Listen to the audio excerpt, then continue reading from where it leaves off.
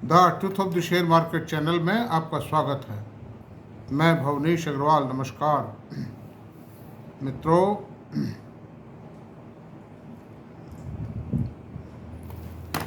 बाजार में उथल पुथल का सिलसिला रुकने को तैयार नहीं है। कभी किसी सेक्टर को धराशायी करते हैं, कभी किसी शेयर को धराशायी करते हैं, कभी किसी शेयर की सही पिक्चर सामने नहीं आने देते हैं, रिजल्ट्स का गलत इंटरप्रिटेशन पब्लिक के सामने पेश करते हैं। इन सब चीज़ों से सावधानी की आवश्यकता है। और मैं आपसे बता रहा हूँ कि देखिए हुआ क्या है। अभी ये कहा जा रहा था कुछ दिन पहले, खबरें अफवाहें टीवी पर, मोबाइल पर, कि अमेरिका में अब जो आने वाली मीटिंग है, 6-7 तारीख को मीटिंग हो रही है फेड बैंक की। इस फेड बैंक की मीटिंग में ऐसी संभावना है कि शायद ब्याज नहीं घटे। अच्छा, क्यों? कि अमेरिकी अर्थव्यवस्था की स्थिति अच्छी है।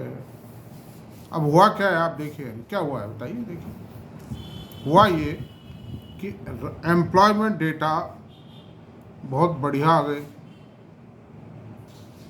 बहुत बढ़िया हो गए, मतलब एम्प्लॉयमेंट डेटा। अब उससे ये चिंता व्यक्त की जा रही है कि शायद ब्याज की रेट नहीं बढ़े। यानी खराब है तो भी खराब है और अच्छी है तो भी अच्छी है। अच्छी है तो भी खराब है, शेयर मार्केट के फेवर में खराब है। वो जो डाटा आए हैं,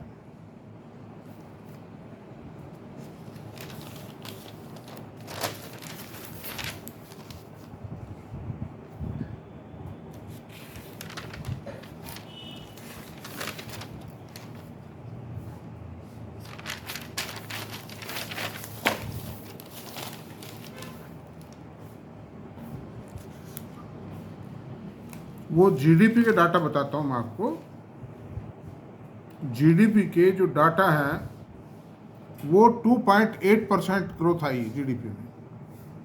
अगस्त पिछले क्वार्टर में 3% थी, सेकंड क्वार्टर में 3% थी, थर्ड क्वार्टर में 2.8 है, 0.20 घट गई तो अच्छी है ना भाई। अमेरिकी इकोनॉमी पे दबाव आएगा जब ही तो ग्रोथ को बढ़ाने के लिए ब्याज की रेटें कम होगी, करनी पड़ेंगी वो। तो ये तो फेवरेबल हुआ ब्याज घटने के लिए, खराब काम हुआ। अब इसका चाहे जो मतलब बता देते हैं, जैसा ऑपरेटर करते हैं वैसा कर देते हैं उसको। और सितंबर के अंदर 24 में अनएम्प्लॉयमेंट डाटा जो आए 4.1% अनएम्प्लॉयमेंट रेट आई, और ये अगस्त में 4.2 थी, तो ये सुधर गई मतलब। तो इतने से फर्क कहीं भी पड़ जाते हैं। 1,54,000 नहीं, 2,54,000 जो बढ़े इन द मंथ ऑफ सितंबर, और अगस्त में 1.5 लाख बढ़ा था। 1.5 लाख या 1,54,000 बढ़ा था। तो कभी कभाऊ हो जाता है कि किसी पर्टिकुलर एक सेक्टर में कोई एम्प्लॉयमेंट की आवश्यकता ज़्यादा पड़ गई, तो कोई खास बात नहीं है। इससे कोई ज़्यादा ये ठीक है भाई, अर्थव्यवस्था के अंदर बढ़त का सूचक था कि भाई बढ़ रही है अर्थव्यवस्था, तो फिर काय को घटाते हो ब्याज। यानी अर्थव्यवस्था में सुधार के उपाय करने की आवश्यकता नहीं है, इसका मतलब ये गलत है। खाली एक एम्प्लॉयमेंट फिगर से जीडीपी तो गिरा हुआ है। जब जीडीपी गिरा हुआ है तो उसको सुधारना पड़ेगा। ओवरऑल जीडीपी तो बहुत विशाल सब्जेक्ट है, खाली जॉब डाटा तो एक मामूली सा सब्जेक्ट है। कहीं पर मान लो जो एग्जिस्टिंग एक्टिविटीज़ हैं, कोई कारण से कोई ज़्यादा जॉब पड़ गया, कोई इवेंट हो गया, ऐसा किसी कॉरपोरेट ने, थोड़े बहुत 2-4 कॉरपोरेट्स ने इवेंट ज़्यादा कर लिए हैं, मार्केटिंग पर मैन पावर बढ़ा दिए, मान लो उन्होंने गिरती हुई सेल को रोकने के लिए, बढ़ गए जॉब, कोई खास बात नहीं। 1,50,000 आदमी अगर जॉब ज़्यादा मिल गई, डजेंट मीन कि अमेरिका जो इतनी बड़ी अर्थव्यवस्था है उसमें सुधार आ गया, ऐसा कुछ नहीं है। तो अब दूसरी बात यह है, उन सब के मद्देनज़र एक योजनाबद्ध तरीके से रात को इंडियन आईटी शेयरों को भी गिरा दिया गया, जबकि और उसी की परिणति है कि आज इंडियन मार्केट में भी, इंडियन स्टॉक एक्सचेंजेस पर भी इंडियन आईटी शेयरों को 3.33% गिराया हुआ है। पसीने ला दिए इन्वेस्टर्स को। और इन्वेस्टर वैसे तो क्या हुआ है कि कुछ रिटेल इन्वेस्टर्स ने भी ज़्यादा खरीद लिए हैं। डाटा है उनके पास में, कितने इन्वेस्टरों ने कितने शेयर खरीदे, किस किस कंपनी के खरीदे, सब डाटाज हैं, सब डाटा ले आते हैं, सब कुछ है, एक एक शेयर का हिसाब इनके पास मौजूद है।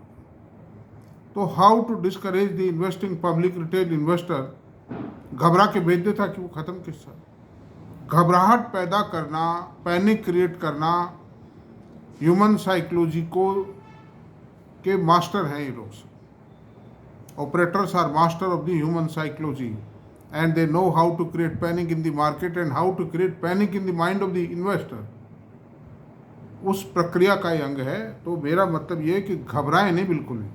अगर अर्थव्यवस्था की बात करते हैं तो आप देखिए कि नैस्डैक जो है रात को 162 पॉइंट गिरा, कोई ज़्यादा नहीं गिरा है, 0.79, इट इज रूटीन डाउनफॉल।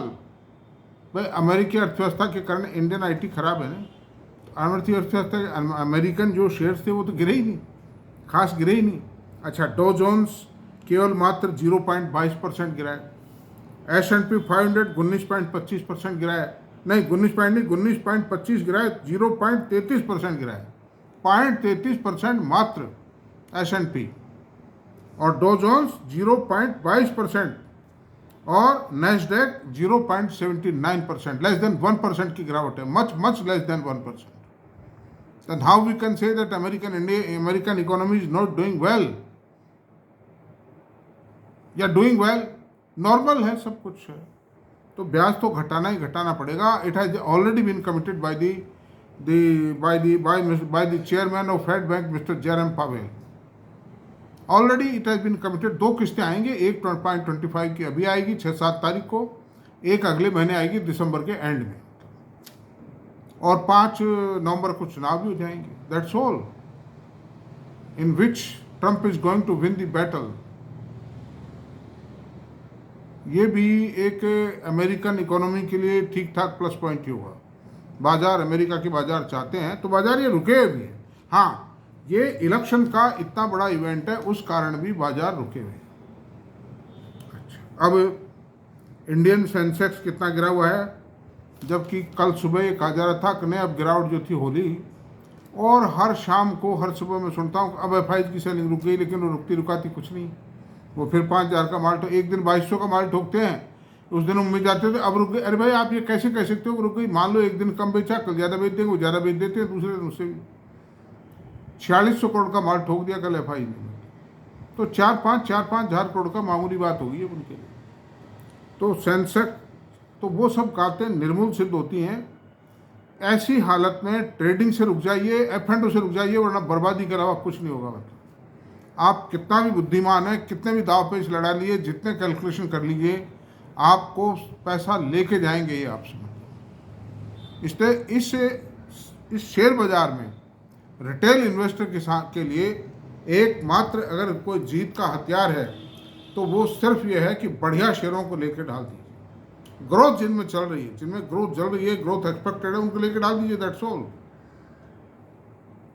मैंने वारी एनर्जी के लिए कहा था, सबसे ज़्यादा स्ट्रेस किया था, that share is rising bye leaps and bounds. तो सेंसेक्स 417 पॉइंट माइनस है, निफ्टी 105 पॉइंट माइनस है। कोई बहुत ज़्यादा गिरावट नहीं, लेकिन गिरावट पर गिरावट आती चली जा रही है। बैंक निफ्टी 147 पॉइंट माइनस है, Nifty mid cap 336 point minus है, और निफ्टी IT को ज़बरदस्त गिरा रखा है, 1387 पॉइंट माइनस है। और वारी एनर्जी, जिसके लिए मैंने बहुत ज़्यादा स्ट्रेस किया था, 2700 समथिंग जाकर के अभी भी 2606 पे है। इतनी भारी गिरावट गिरे हुए बाजार में भी 0.7% का जंप है। और ये एक जाइंट कंपनी है ग्रीन एनर्जी की, green energy solar module and solar PV cells, the largest company of India, and I think it is also largest company of the world. बहुत बड़ी कंपनी है, बड़ी तेज़ गति से डेवलप कर रहे हैं। ये मतलब बहुत शानदार है, इसीलिए मैंने इस पर स्ट्रेस किया है। और टाटा पावर के रिजल्ट भी शानदार हैं। टाटा पावर के रिजल्ट पर ही अब हम चर्चा करेंगे। आज की चर्चा का जो मुख्य विषय है, जो इंडिविजुअल शेयर के विश्लेषण का जो मुख्य विषय है, वो टाटा पावर है। तो मेरा मतलब ये दोस्तों, आप मुझे भी खराब ना बताएं, मुझे भी कोई उलझना नहीं दें, क्योंकि मैंने आईटी शेयरों को रिकमेंड किया था और मेरा अभी भी फेथ है और फेथ रहेगा। मैं एक भी सिंगल शेयर नहीं बेचूंगा, आपसे आज वादा करता हूं। मतलब बेचने का कोई सवाल ही नहीं। अरे भाई, जिनसे इतना तो डिविडेंड आता है, बाईबैक आते हैं, बोनस आते हैं, क्या बेचना है? पता नहीं कितने सावन आए, कितने जेठ आए और चले गए, कितने तूफान आए और चले गए। मतलब सब चले जाएंगे, कोई बात नहीं। आज गिरा है, कोई बात नहीं, कल रिकवर हो जाएगा, एक आध 2 4 5 दिन बाद हो जाएगा। ये सब ऑपरेटर्स गेम है। रिटेल इन्वेस्टर को साउंड शेयरों को पकड़ के बैठ जाना चाहिए। That's all. अब टाटा पावर पे, टाटा पावर में भी एक कारस्तानी की जा रही है, पब्लिक को भ्रमित किया जा रहा है कि साहब इसमें तो केवल मात्र 5-6% की प्रॉफिट में ईयर ऑन ईयर ग्रोथ आई, जबकि ये ग्रोथ 52% आई है। मैनेजमेंट खुद कह रहा है 52% आई। अब मैं बताता हूँ किस तरह पूरा चरित्र चित्रण करेंगे, पूरा चित्रण करेंगे। पहले तो इसके जो रिजल्ट्स आए उन पर चर्चा कर लेते हैं, फिर और बात करेंगे। देखिए, जो सेल आई है, ईयर ऑन ईयर कंपैरिजन करेंगे ताकि शॉर्ट में काम हो जाए, समझ में भी आ जाए।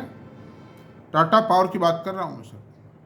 सेल्स 15,247 करोड़ रुपए है। पिछले क्वार्टर में 15,442 करोड़ आई थी, सेल थोड़ी सी कम। अच्छा, ऑपरेटिंग प्रॉफिट 3,294 करोड़ आया, पिछले साल 2,795 करोड़ रुपए था। अदर एक्सपेंडिचर,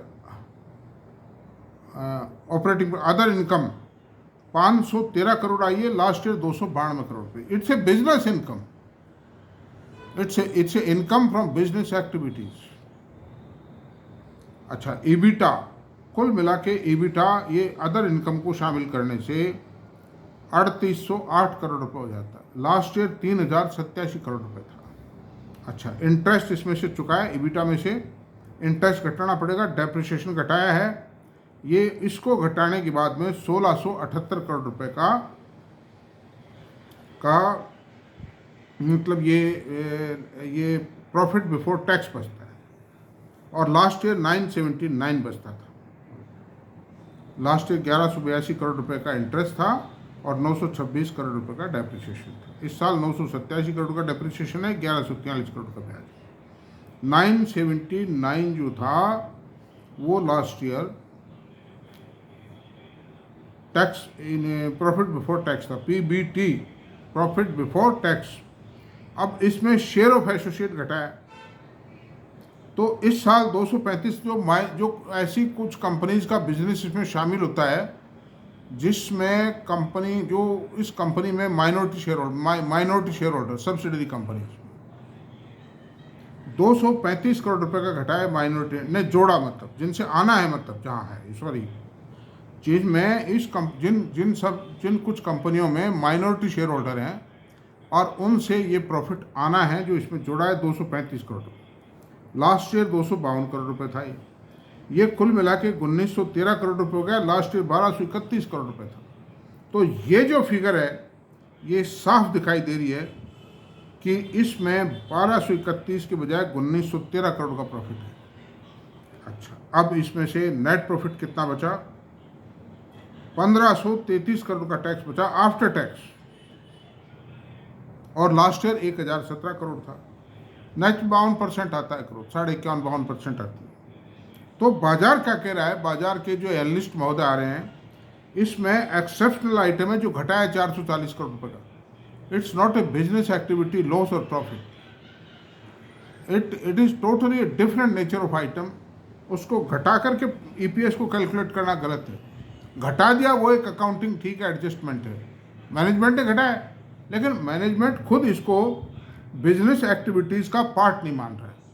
ये कंपनी की बैलेंस शीट का पार्ट है, मतलब जिसको एक एडजस्टमेंट, एक एंट्री डोर के जरिए उसमें अकाउंटिंग एडजस्टमेंट के तौर पे एंट्री डाली गई है इसमें। तो आपको जो ईपीएस कैलकुलेट होगी, अर्निंग पर शेयर, वो कैलकुलेट होगी 1,533 करोड़ रुपये में, और लास्ट ईयर 1,017 पे हुई थी। तो ये ईपीएस आती है 4 रुपये 68 पैसे। और लास्ट शेयर थी 3 रुपये 11 पैसे। बट नेचुरल है, और ये कंपनी ने बैलेंस शीट में भी शो किया, रिजल्ट में भी शो किया है। 50% खरी ग्रोथ है दोस्तों, और इसीलिए शेयर बढ़ा है। मतलब 427 खुला, 424 गया, 441 रुपये मैंने खरीदे हैं share. I am giving the disclosure, I have purchase these shares. पहले से भी थे, कल थोड़े से मैंने बेच लिए थे, ये भाव गिर रहा था, मैंने कहा चाल है देखते हैं, थोड़ा सा मामूली सा टुकड़ा बेचा था शेयर का, आज वापस मैंने उससे ज़्यादा रिकवर कर लिया। अच्छा, ईपीसी ऑर्डर बुक कितनी है? 15,900 करोड़ रुपए की। इंजीनियरिंग, प्रोक्योरमेंट एंड कंस्ट्रक्शन के काम की जो ऑर्डर है, यानी जो इनका सोलर पैनल मैन्युफैक्चरिंग का जो काम है, उसमें इनके पास 15,900 करोड़ के ऑर्डर तो ऑलरेडी हैं। अच्छा, ट्रांसमिशन लाइंस कितनी हैं? 7,049 किलोमीटर, उसमें 2,416 किलोमीटर वो भी शामिल हैं जो अंडर एग्जीक्यूशन है। हो जाएगा, पूरा हो जाएगा फटाफट, 7-6 महीने में, 6-8 महीने में हो जाएगा। 5675 चार्जिंग स्टेशन है, इलेक्ट्रिक व्हीकल्स को चार्जिंग स्टेशन है। बढ़ती जाएगी संख्या, क्वार्टर ऑन क्वार्टर बढ़ती जाएगी, लाखों हो जाएंगे, लाखों। 8800 मेगावाट थर्मल पावर के प्लांट हैं। 8800 megawatt power generation per day करने के लिए थर्मल के प्लांट हैं। 2800 मेगावाट का एमओयू साइन किया है इन्होंने for pumped hydro power generation के लिए। 2800 मेगावाट। 15.7 गीगावाट का ईपीसी, वो तो वो आ गया, ऊपर आ गया, वही है। And group capital. अच्छा, 12.8 गीगावाट की ग्रीन एनर्जी है। ग्रीन एनर्जी थर्मल एनर्जी से भी ज़्यादा है इनकी, लेकिन इसमें 6.5 गीगावाट यानी 6500 मेगावाट तो प्रोडक्शन में आ चुकी है, और बाकी 4.9 गीगावाट अंडर एग्जीक्यूशन है, likely to be completed very soon. और इनके 4900 मेगावाट के सोलर मॉड्यूल्स और सोलर पीवी सेल्स का प्रोजेक्ट अंडर प्रोडक्शन है, प्रोडक्शन में आ चुका है। तो आने वाले जो क्वार्टर्स हैं, अच्छा, फिर 7700 करोड़ रुपए का एक्सपांशन जो कैपिटल एक्सपेंडिचर प्रोजेक्ट पूरे किए इन्होंने। करंट जो ये जो तिमाही है, इसमें भी 10-12 हज़ार करोड़ रुपए के जो कैपिटल एक्सपेंडिचर प्रोजेक्ट है वो पूरे होंगे। तो इन सब का जो क्यूमुलेटिव इफेक्ट आएगा कंपनी पे ज़बरदस्त आएगा। और ये पावर सेक्टर की, I think it is the best company in the power sector in India so for power generation, distribution, transmission and solar power manufacturing. इसका सबसे बड़ा प्लस पॉइंट हुआ है कि इन्होंने 4900 मेगावाट के सोलर मॉड्यूल प्रोजेक्ट पूरे कर लिए। एक तो इनको ये मदद मिलेगी कि जो, अच्छा, बहुत बड़ा एग्रीमेंट किया था राजस्थान गवर्नमेंट से, 1,20,000 करोड़ रुपए के कैपेक्स का इनका गवर्नमेंट ऑफ राजस्थान के साथ वादा है। उसमें 2000 मेगावाट का सोलर मॉड्यूल का प्लांट और लगाने हैं यहाँ राजस्थान, और सोलर पावर के बड़े बड़े जो मतलब कैंपस डेवलप करेंगे राजस्थान में। वो एग्रीमेंट इसी बात का है। तो दोस्तों, under these circumstances Tata power has become a very beautiful share इस गवर्नमेंट के रहते, क्योंकि ये जो गवर्नमेंट है, इस गवर्नमेंट ने रिवाइव किया पावर सेक्टर, वरना मर चुका था। नेशनल ग्रिड फेल हो गए थे दोस्तों, खेतों में बिजली नहीं थी, कुओं पर फसलें सूख रही थी।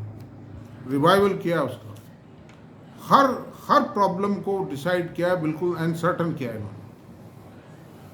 पेमेंट कब मिलेगा स्टेट इलेक्ट्रिसिटी बोर्ड से, नहीं मिलेगा तो क्या पेनल्टी लगेगी एसीबीज पर, कोयला कैसे मिलेगा, इनको सिस्टमेटिक डेवलप कर दिया।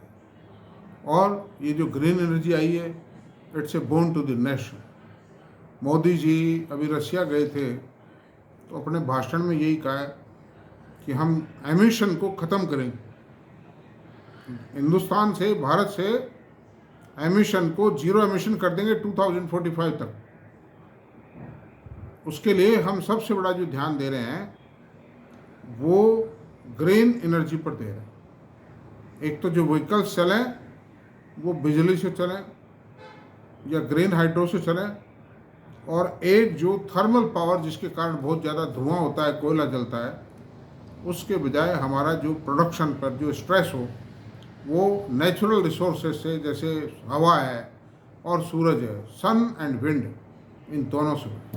तो अभी इतना ही रहने देते हैं। आज दिवाली का शुभ दिन है, आपको मेरी बहुत बहुत शुभकामनाएं हैं और आपको सब परिवार सहित आपके स्वास्थ्य और सब चीज़ों के लिए मेरी आपको बहुत बहुत शुभकामनाएं हैं। आप खुश रहें, आपका परिवार रहे और आप संपन्न बनें। तो इतना ही रहने देते हैं। Thank you very much. मेरा ये वीडियो पसंद आया हो तो प्लीज़ इसको सब्सक्राइब करें, लाइक करें, शेयर करें, कमेंट करें। Thank you very much.